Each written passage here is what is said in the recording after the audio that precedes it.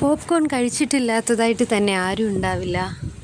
വീട്ടിൽ നമുക്ക് തന്നെ എളുപ്പത്തിൽ എങ്ങനെയാണ് തയ്യാറാക്കാൻ നോക്കാം. ഇതുപോലെ ഉണക്കിയ ചോളം എല്ലാം സൂപ്പർ മാർക്കറ്റിലും ഇപ്പം അവൈലബിൾ ആണ്. ആദ്യം തന്നെ ഒരു കുക്കർ അടുപ്പത്തേക്ക് വെക്കാം. അതിലേക്ക് ഒരു 1.5-2 ടേബിൾ സ്പൂൺ എണ്ണ ചേർത്ത് കൊടുക്കാം. ഏതെണ്ണ വേണേലും എടുക്കാം. ഏതാണ്ട് ഒരു 1/2 ടീസ്പൂൺ ഉപ്പ് ചേർത്ത് കൊടുക്കാം. ഫ്ലെയിം മീഡിയം ടു ഹൈയിലാക്കാം. കുക്കറിലേക്ക് ഡ്രൈ കോൺ നമുക്ക് ചേർത്ത് കൊടുക്കാം. ഓയിലും നമ്മൾ ചേർത്തിട്ടുള്ള ഉപ്പും എല്ലാ ഭാഗത്തും ഒരുപോലെ എത്തുന്ന രീതിയിലൊന്ന് മിക്സ് ചെയ്ത് കൊടുക്കാം. കുക്കർ അടയ്ക്കുന്നതിന് മുന്നേ ആയിട്ട് അതിൻ്റെ അടുപ്പിലുള്ള വെയിറ്റ് എടുത്ത് മാറ്റാം. അടുപ്പ് എന്നിട്ട് അടച്ചു കൊടുക്കാം. ഫ്ലെയിം ഇനി ഹൈയിലാക്കി കൊടുക്കാം. ഒരു 5 സെക്കൻഡ് കൂടുന്തോറും കുക്കർ ഒന്ന് ഷേക്ക് ചെയ്ത് കൊടുക്കാം.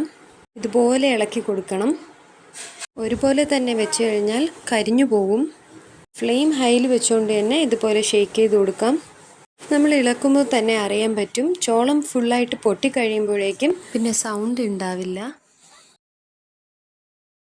നമുക്ക് ഫ്ലെയിം ഓഫ് ചെയ്യാം. അതിൻ്റെ കൂട്ടത്തിൽ തന്നെ ഇതുപോലെ ആവി വന്നിട്ടിരിക്കും. ചേർത്ത് കൊടുത്തിട്ടുള്ള എല്ലാ ചോളവും പൊട്ടിയിട്ടുണ്ട്. ചൂടോടുകൂടി തന്നെ ഇത് പാത്രത്തിലാക്കാം.